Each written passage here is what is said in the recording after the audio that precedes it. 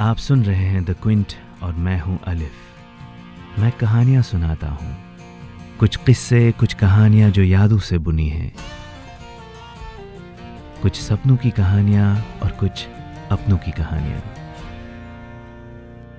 آج کی کہانی ایک انوکھی کہانی ہے اور کہانی کا نام ہے آئینہ۔ اب اس کہانی کے کردار سچے ہیں یا امیجنیٹو، یہ آپ طے کریں گے۔ میں تو بس کہانیاں سناتا ہوں۔ دیکھیے بھیا، فائنل پرائس تو 1500 روپے۔ جنپت مارکیٹ کے ایک اینٹیک شاپ کی صبح اور دو آوازیں آپس میں بات کر رہی ہیں۔ یہ ہے دویندر اینٹیک کے مالک دویندر پال جی، اور یہ میری قیمت لگا رہے ہیں۔ او، میں کون ہوں؟ آپ سوچ رہے ہوں گے۔ میں تو ایک آئینہ ہوں، اور میں یہاں پچھلے کئی سالوں سے اس اینٹیک شاپ کے گرد آلود کونے میں پڑا ہوا ہوں۔ پر میری کہانی نہ تو یہاں شروع ہوئی ہے اور مجھے امید ہے یہاں ختم بھی نہیں ہوگی۔ دویندر جی نے میری قیمت 1500 روپے طے کی ہے، اور اس سے پہلے جس کے پاس تھا وہاں 3000 تھی، اس سے پہلے 10,000 روپے۔ یہ سب لوگ میری اصل قیمت نہیں لگا پائیں گے۔ ان کو تو میری کہانی ہی نہیں پتا، میں کون ہوں اور کہاں سے آیا ہوں۔ میں نے کئی ریاستیں بستی اور اجڑتی دیکھی ہیں، اور میری عمر قریباً 150 سال کی ہے۔ میں کافی بزرگ آئینہ ہوں۔ میں تو کبھی سوچا بھی نہیں تھا کہ اس طرح سے میں بازار میں نیلام کیا جاؤں گا۔ میں نے انسانوں کو بڑی نزدیکی سے دیکھا ہے۔ آپ کو یہ جان کے حیرانی ہوگی کہ میرا تعلق آخری مغل بادشاہ، میرے مشفق، میرے اصلی مالک بہادر شاہ ظفر سے ہے۔ پر میں وہاں تک کیسے پہنچا، وہ بھی ایک قصہ ہے۔ چلیے آپ کو اپنی کہانی سناتا ہوں۔ سن 1855 شاہجہان آباد، جسے آپ آج کل پرانی دلی کے نام سے جانتے ہیں، اسی جگہ پر میری تخلیق ہوئی۔ صبح کے دودھیا کوہرے کے بیچ سے جامع مسجد کے مینار سے نجیب میاں کی اذان گونجتی ہوئی شاہجہان آباد کی گلیوں سے استاد اظہر علی کے گھر تک آئی۔ شہر خاص میں بسے اس کوچے چالان کے خاصم خاص کاریگر، یہ اوپر والے کی مہر تھی کہ استاد اظہر علی کاریگری کے میدان میں کافی امیر تھا۔ جس چیز کی طرف بھی توجہ دیتا وہ ایسا شاہکار بنتا کہ لوگ حیران رہ جاتے تھے۔ استاد اظہر علی کی شہرت پاس کے چھوٹے بڑے شہروں سے آئے تاجر اور کاریگروں میں تیزی سے پھیلتی گئی۔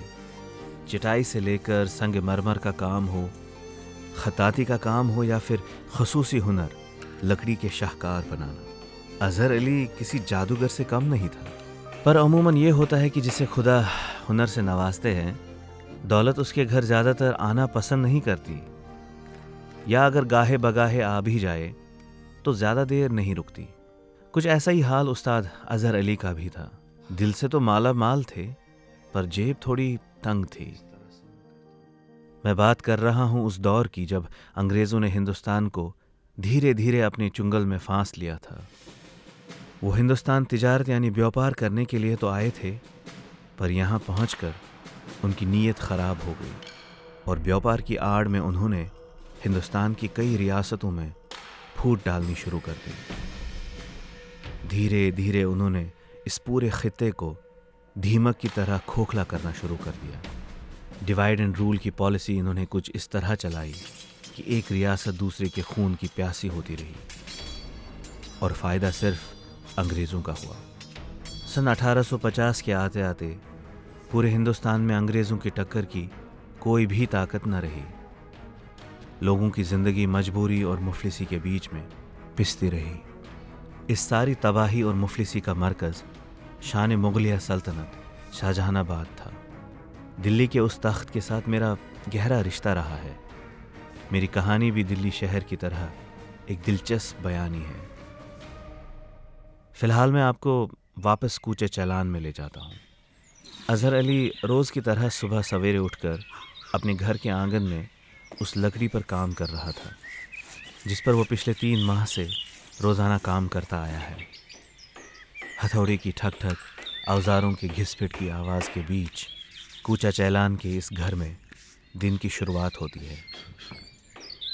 استاد اظہر علی کی بیگم شمشادہ اپنے شوہر اور اپنے خاندان کے لیے بے حد فکر مند ہے کہ اس کے خاوند ضرورت سے زیادہ وقت اس چیز کے بنانے میں لگا رہے ہیں اور دوسرے کام کاج میں دھیان نہیں دے رہے ہیں۔ ہتھوڑے کی ٹھک ٹھک کی آواز سے اظہر علی کے 2 بیٹے عماد علی اور عامر علی بھی جاگ گئے۔ عماد علی اپنی ماں سے جو کھڑکی سے اظہر علی کو کام کرتے دیکھ رہی تھی ادھ کھلی آنکھوں سے بولا، اماں یہ ابو ہر روز کیا بناتے رہتے ہیں؟ یہ ٹھک ٹھک، یہ گھس پیٹ، ابو سونے بھی نہیں دیتے۔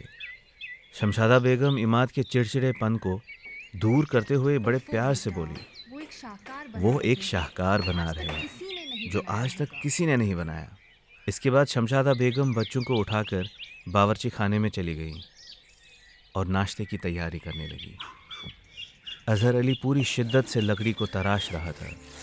وہ بڑی بے صبری سے انتظار میں تھا کہ کب بہار آئے گی، اور ہر سال کی طرح اس سال بھی شاہی محل میں سالانہ نمائش لگے گی۔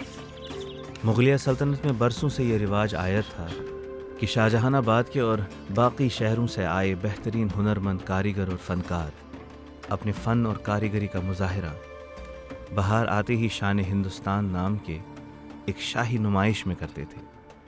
بہترین کلاکار اور فنکار انعامات سے نوازے جاتے تھے، چاہے وہ خطاطی یعنی کیلیگرافی ہو یا شاعری، چاہے داستان گوئی ہو یا موسیقی یعنی میوزک، یا پھر پرچن کاری یعنی ماربل انلے کا کام۔ ہر طرح کی دستکاری یعنی ہاتھ سے بنائی چیزوں کو پرکھا جاتا اور بہترین کام کی حوصلہ افزائی ہوتی۔ آگرہ، بلند شہر، رامپور اور باقی چھوٹے بڑے شہروں سے ہر طرح کے کاریگر اور فنکار اس سالانہ میلے میں اپنا ہنر آزمانے چلے آتے تھے۔ اس نمائش میں ایک خاص موقع بھی آتا تھا، وہ تب جب تخت پہ بیٹھے شہنشاہ کئی دنوں پر رکھے اس میلے کے آخر میں ایک کاریگر کو خاص انعام دیتے، جسے نشان شاہ جہان آباد کہا جاتا تھا۔ استاد اظہر علی کی نگاہ اس سال کے نشان شاہ جہان آباد پر ہی ٹکی ہوئی تھی، اور اسی لیے وہ اپنی محنت اور لگن سے کچھ ایسی چیز بنانا چاہ رہا تھا جو شہنشاہ وقت نے دیکھی ہی نہ ہو۔